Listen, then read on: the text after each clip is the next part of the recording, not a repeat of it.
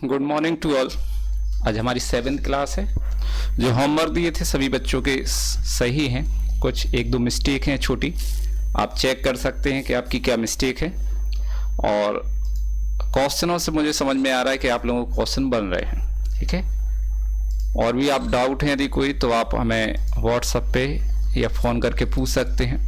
तो हम क्वेश्चन देखते हैं। आपका 9th question, Mahavir club Jabalpur से प्राप्त भुगतान खाता निम्नलिखित सूचनाओं से 31 मार्च 2018 को समाप्त होने वाले वर्ष का आय व्यय खाता बनाइए। आपने पास प्राप्ति भुगतान खाता दिया हुआ है, इससे हमें आय व्यय खाता तैयार करना है। अब देखें हमारे पास प्राप्ति भुगतान खाते में प्राप्ति की मदें क्या है, रोकड़ शेष है ना, वार्षिक चंदा, प्रवेश शुल्क, भाषण से आय। भुगतान पक्ष में देखेंगे कर व किराया, वेतन, फर्नीचर, लेखन सामग्री, बिजली व्यय, रोकड़ शेष। समायोजन देखें आप, किराया 50 रुपये अग्रिम दिया, वेतन के 140 रुपये, बिजली व्यय 60 रुपये, देना शेष मतलब क्या होता है, अदत्त। चंदे के 300 रुपये बाकी है, ये भी अदत्त होता है।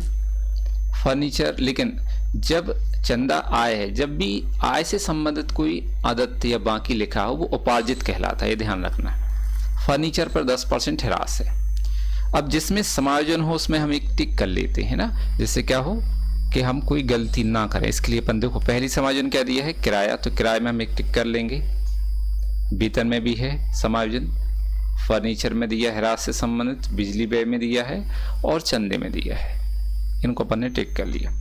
अब हम यहाँ पर सॉल्व करेंगे तो हेडिंग डालेंगे आय व्यय खाता, डेट डालेंगे कब हम प्रिपेयर कर रहे हैं इसको, चालू कब बना कब रहे हैं, 31 मार्च। तो यहाँ लिखेंगे 31 मार्च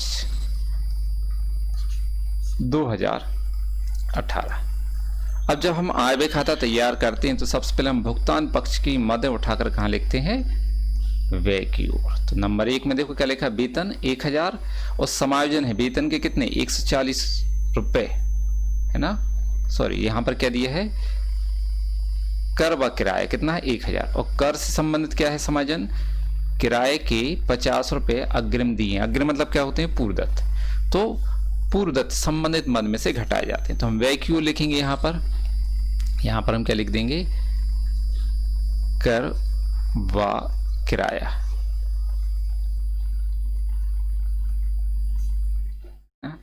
1000 रुपये, इसमें से माइनस करेंगे पूर्वदत्त कितना है 50 रुपये, 50 हम माइनस करेंगे तो हमारे पास कितना बचा 950, जो हम राशि के कॉलम में लिख देंगे।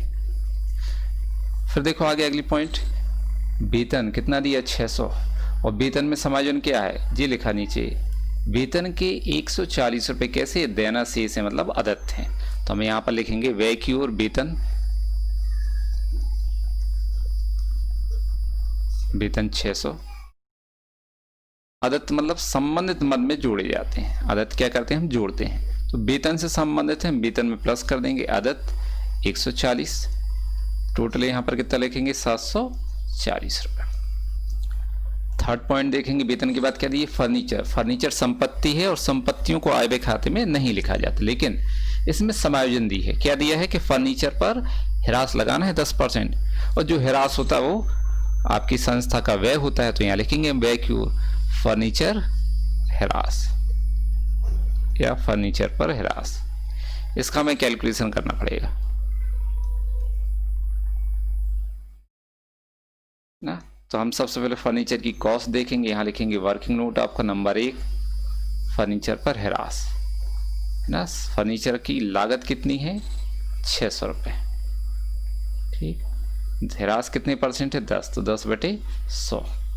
यहाँ पर हम इसको 0 कैंसिल कर देंगे तो आपके पास कितना आएगा 60 रुपये, ये आपका ह्रास।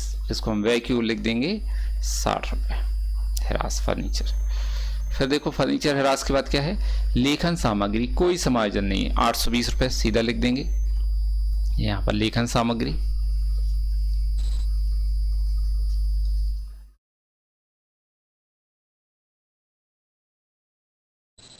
लेखन सामग्री 820 रुपये। अगला पॉइंट, बिजली व्यय 60 रुपये, इसमें समायोजन भी है। क्या है, ये लिखा है नीचे समायोजन में, बिजली व्यय के 60 रुपये क्या है, देना शेष। 60 रुपये वैसे लिखे हुए हैं सवाल में, 60 रुपये देना शेष है, तो देना शेष मतलब आदत, तो यहाँ पर लिखेंगे बिजली पे,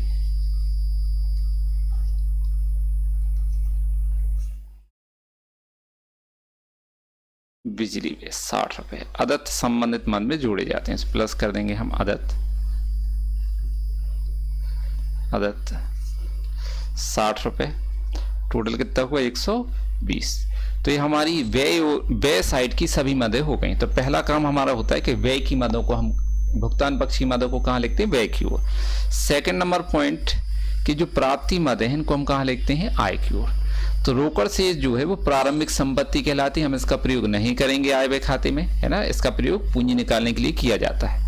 वार्षिक चंदा कितना दिया है, 2250, और वार्षिक चंदे में समायोजन भी है, कितने, 300 रुपये आना बाकी है, मतलब उपार्जित है। तो यहां पर हम लिखेंगे आय की ओर चंदा 2250, इसमें हम क्या करेंगे प्लस उपार्जित, उपार्जित क्या करते हैं, जुड़ी जाती हैं, तो उपार्जित 300 रुपये,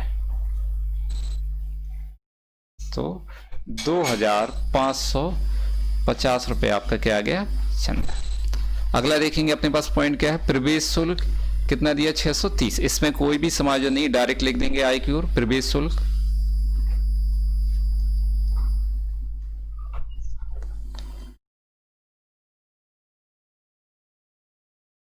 630। प्रवेश शुल्क के बाद देखो क्या है, भाषण से आय, ये भी आय की ओर लिखा जाएगा, इसमें भी कोई समायोजन नहीं है, भाषण से आय कितना दिया है, 1190, आपकी भाषण से आय। और कोई समायोजन, किराया हो गया, वेतन हो गया, फर्नीचर हो गया, बिजली व्यय हो गए, चंदा हो गया है, समायोजन कुछ भी नहीं बची हुई है। अब हमें क्या करना है, टोटल करना है। सबसे पहले हम टोटल कर लेंगे, तो क्रेडिट साइड का टोटल करेंगे हम सबसे पहले, यहाँ का हम टोटल कर देंगे तो कितना आ जाएगा, 0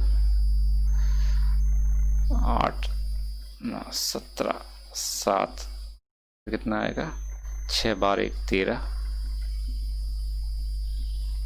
3 और 1 4, है ना। तो यहां पर अपने टोटल किया 4370, इसमें से हम डेबिट का माइनस कर देंगे, है ना। डेबिट का कितना हमारे पास, देखो इनका टोटल करो, 0 10 15 17 19 9 1 10, फिर 15 25 और 1 26, यहाँ पर टोटल कितना आएगा, 26, 2690, माइनस कर दो 0 17 8 6 2 12 1, 1680 शेष बचा है। तो यहाँ पर हम लिख देंगे अधिक, या आय का व्यापार अधिक, पूरा भी लिख सकते हैं हम, सब यहाँ पर अधिक लिख रहे हैं, अधिक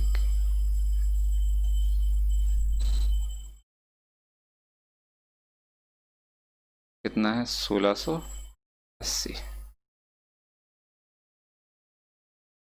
4370 टोटल। तो ये हो गया आपका क्वेश्चन। कोई डाउट है तो आप पूछ सकते हैं। अब हम अगला क्वेश्चन देखेंगे, 10वां क्वेश्चन। ऊपर की एक लाइन थोड़ी सी स्पेस कम थी, उसको अलग कर दिया है। तो यहाँ पर देखेंगे आप कि हमें 31 मार्च 2018 को प्राप्ति भुगतान खाता, आय व्यय खाता तैयार करना है। प्राप्ति भुगतान खाता दिया हुआ है। समायोजन हम सबसे पहले भुगतान पक्ष की मदें पढ़ लेते हैं या प्राप्ति भुगतान की मदें देख लेते हैं। प्राप्ति में क्या लिखा, प्रारंभिक शेष चंदा 3 वर्षों का दिया है और तीनों वर्षों की चंदे के हमने उपयोग बताया है। क्या बताया कि पिछले वर्ष का चंदा पूंजी निकालने के लिए, चालू वर्ष का चंदा आय व्यय खाते में और अग्रिम चंदा चिट्ठी के दायित्व पक्ष में लिखा जाता है।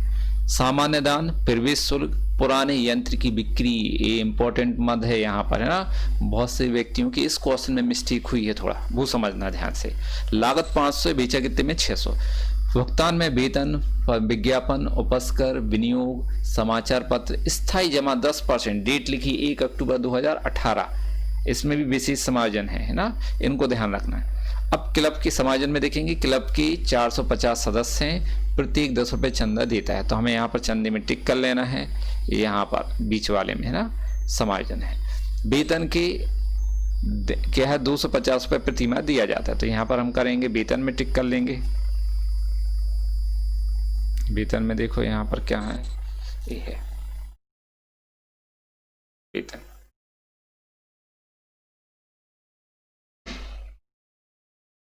वेतन में टिक किया। वेतन के बाद उपस्कर पर ह्रास है, उपस्कर कहाँ पर ये है, इसमें टिक कर लिए, बस इतने है। अब हम पे यहाँ फिर से आय व्यय खाता तैयार करेंगे, तो यहाँ लिखेंगे 31 मार्च को हम तैयार करें, तो 31 मार्च डेट डालेंगे। हमारा काम क्या है कि हम भुगतान पक्ष की मदद पहले लिखते हैं, तो भुगतान पक्ष में देखेंगे आप यहाँ पर नंबर 1 इसको करेंगे सबसे पहले। वेतन कितना है 2400।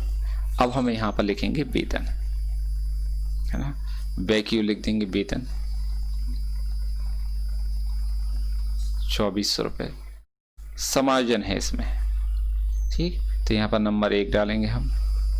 समायोजन में लिखा है कि वेतन 250 रुपये प्रति माह दिया जाता है, तो 250 के हिसाब से 12 महीने का साल भर का वेतन कितना होगा, यहाँ पर हम कैलकुलेशन करेंगे, तो 0 12 25 60, 12 दूनी 24 और 6 30, तो 3000 रुपये वेतन था। लेकिन माइनस दिया कितना हमने, दिया है हमने 2400, तो माइनस कर देंगे 2400, ठीक है, तो 600 क्या बचा बाकी, ये बाकी है, बाकी है ना, बाकी मतलब आदत, तो संबंधित मद में जोड़े जाते हैं, चिट्ठी के दायित्व पक्ष में लिखे जाते हैं, तो यहाँ पर हम प्लस करेंगे आदत 600। अब चालू वर्ष का वेतन टोटल कितना हो गया आपका 3000। हमने बताया ना आय व्यय खाते में चालू वर्ष की मदें लिखी जाती हैं, तो यहाँ चालू वर्ष का कितना है 3000। अब फिर से वेतन के बाद देखेंगे विज्ञापन 950, इसमें कोई समायोजन नहीं है, सीधा लिख देंगे हम विज्ञापन।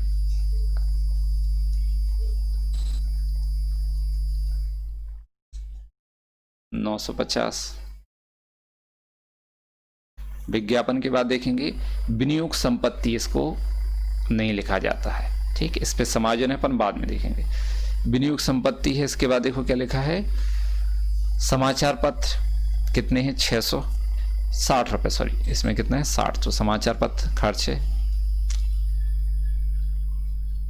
न्यूज़पेपर है ना, पेपर आप डलवाते हैं 60 रुपये। समाचार पत्र के बाद देखो स्थायी जमा 10% लिखा हुआ है ना, इस पे समायोजन है, तो स्थायी जमा पर ब्याज के बारे में हम क्या करेंगे समायोजन। यहाँ नंबर 1, नंबर 2 है ना समायोजन, नंबर 2 ये आपका उपार्जित ब्याज।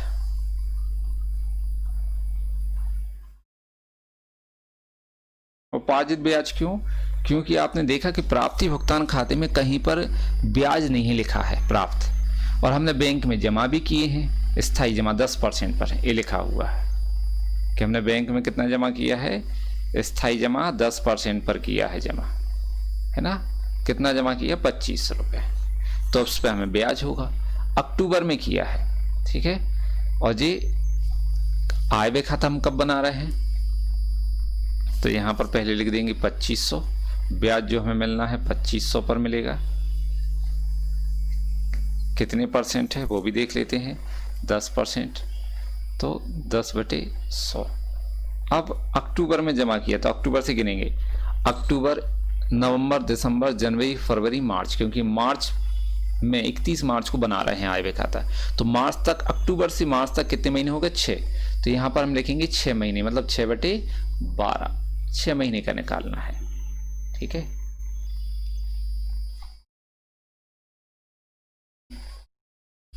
छः महीने का, यहाँ पर सवाल में गड़बड़ हुआ है, सवाल में गड़बड़ मतलब स्लाइड चली गई है, मैं वापस लेके आता हूँ स्लाइड को, अभी आप 2 मिनट ब्रेक करेंगे ना।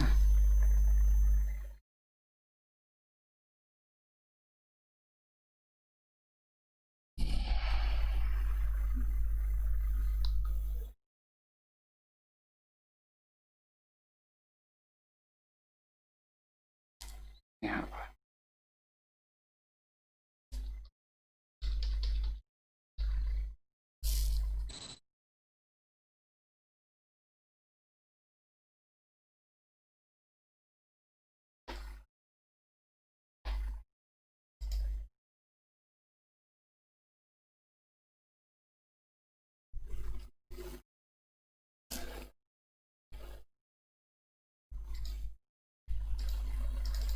चलो फिर से देखना पड़ेगा ये क्वेश्चन, हम फिर से देख लेते हैं क्वेश्चन, है ना। अब जल्दी जल्दी करेंगे।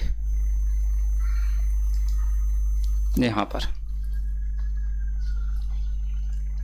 वेतन लिखेंगे हम 2400,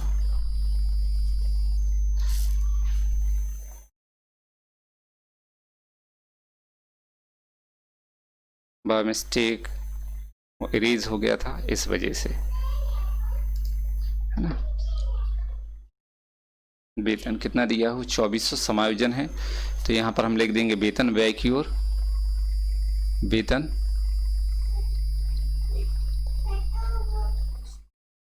2400, इसमें समायोजन दी है, वेतन जो है 250 रुपये प्रति माह है, और 12 महीने का वेतन कितना आएगा 3000, माइनस करेंगे हमने वेतन दिया कितना है, इसको हम अभी करा चुके थे 2400 रुपये हम यहाँ माइनस करेंगे तो कितना बचेगा 600, जो कि आपका आदत, बाकी मतलब आदत है, संबंधित मद में जोड़ी जाती है, हम जोड़ देंगे, प्लस करेंगे वेतन में आदत 600, तो कितना आ जाएगा 3000। फिर से वेतन की बात क्या है, विज्ञापन 950 लिख देंगे, विज्ञापन इसमें कुछ नहीं है, 950 विज्ञापन के बाद देखेंगे उपस्कर पर ह्रास है ना, कितने परसेंट उपस्कर पर ह्रास 5%, हम ह्रास लिखेंगे यहाँ पर,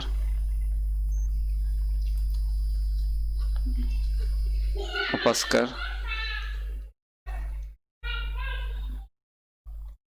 ह्रास,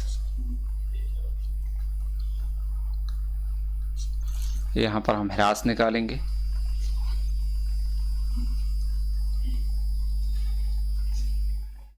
देखो उपस्कर की कीमत कितनी दी हुई है 2300, ठीक है, और ह्रास कितना दिया हुआ है आपका, ह्रास दिया हुआ है आपका 5%, तो यहाँ पर हम फिर से 2300 रुपये, इस पर 5%, 5/100, 2 जीरो कैंसिल, यहाँ पर 15, 10, 11, 115 रुपये, तो ह्रास कितना आ जाएगा 115 रुपये। फिर देखोगे आप विनियोग संपत्ति, इसको नहीं लिखेंगे, समाचार पत्र 60 रुपये, इसको लिखा जाएगा, समाचार पत्र कितना है 60, तो यहाँ लिखेंगे हम समाचार पत्र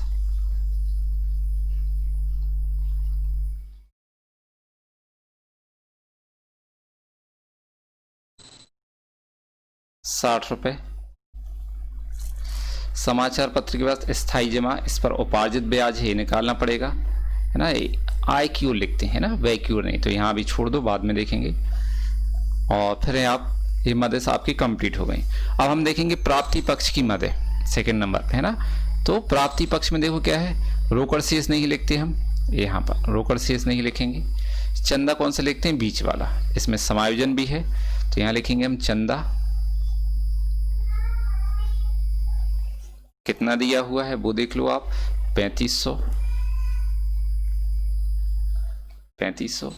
थर्ड नंबर की समायोजन चंदे में देखेंगे हम, हमारे पास सदस्य कितने हैं, समायोजन नंबर फर्स्ट 450 सदस्य हैं, 10 रुपये प्रति एक चंदा देता है, तो हमें 450 सदस्यों से 10 रुपये के हिसाब से कितना लेना था 4500 रुपये, लेकिन हमारे पास प्राप्त कितना हुआ 3500, तो माइनस करेंगे प्राप्त है ना, 3,500। कितना बचा है, 1,000 रुपया भी मिलना है हमारे लिए, मिलना सी से, ये कहलाता उपार्जित।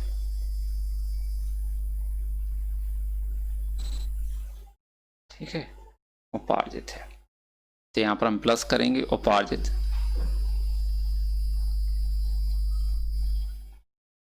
उपार्जित चंदा कितना है, 1,000, यहाँ प्लस कर देंगे 4,500।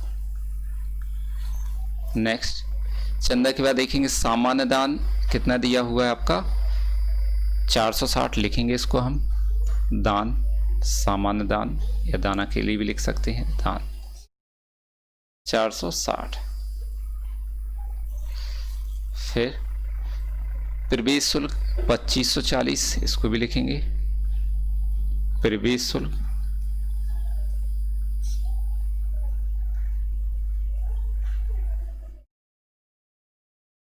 2540। ये इंपॉर्टेंट समायोजन है, यहाँ पर फर्नीचर वाली आपको ध्यान देना है। क्या लिखा हुआ है कि पुराने यंत्र की बिक्री लागत 500 और बेचा कितने में, 600 में। ये इंपॉर्टेंट है भाई, 500 की चीज आप 600 में बेचेंगे तो आपको प्रॉफिट होगा, लाभ होगा। कितने का लाभ है, 100 रुपए का।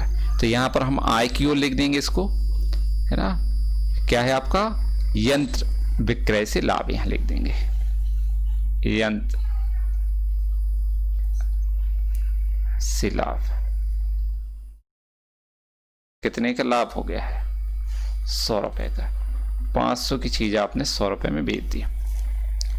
अब यहां पर सब कुछ हो गया है, सदस्य का वेतन, चंदा, उपस्कर। अब इंपॉर्टेंट चीज वाला स्थायी जमा पर 10%, क्या है, 10% पर स्थायी जमा किया था। इस पर ब्याज कुछ दिया नहीं है। जमा कब किया था, अक्टूबर में, तो अक्टूबर, नवंबर, दिसंबर, जनवरी, फरवरी, मार्च, 6 महीने का हमारे पास उपार्जित ब्याज है, जो हम कहाँ लिखेंगे, आय की ओर। हाँ, उपार्जित ब्याज, उपार्जित ब्याज यह निकालना पड़ेगा हमें। जमा कितना किया था पैसा हमने, देखो 2500 रुपए। कितने पर जमा किया था, 10% पर, तो 2500 है ना, का हम कितना लेंगे, 10%, 6 महीने का, 6/12, 0 0 कैंसिल, 1 0 यहाँ पर, 6 कम 6, 6 दूनी 12, 125। कितना आ जाएगा, 125। यहाँ लिखेंगे 125, ये आ गया। बस अब हम इनका टोटल कर लेंगे, है ना, इन सब का टोटल कर लेंगे अपन। तो यहाँ पर टोटल कितना आ जाएगा आपका, 7,725। ठीक, 7,725।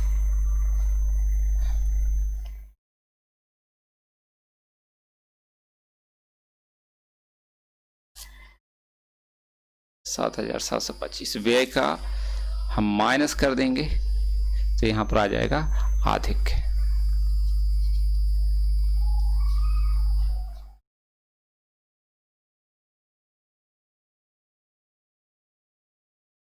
इन चारों चीजों को हम 7,725 में से माइनस कर देंगे। जगह नहीं इसलिए मैं घटा नहीं पा रहा हूं, तो यहां पर माइनस कर देंगे तो आपके कितने आ जाएंगे, 36 रुपए, 3,600। टोटल बराबर कर देंगे कितने, 7,725। यदि आपको कोई चीज़ समझ में नहीं आती है, ठीक है, तो आप ज़रूर हमें फ़ोन करें, व्हाट्सअप करें, ये चीज़ें आपको बता दी जाएंगी।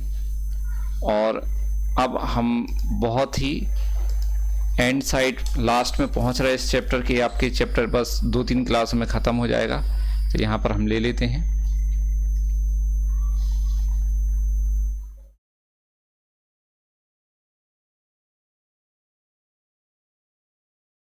यहाँ टोटल बराबर कर देंगे अपन, कितना आ जाएगा, 7,725। धन्यवाद। डाउट हो तो आप हमें कॉल कर सकते हैं। क्वेश्चनों को होमवर्क करना है, यदि आपको दिया जाता, मैं वैसे होमवर्क दूंगा आज, ठीक है।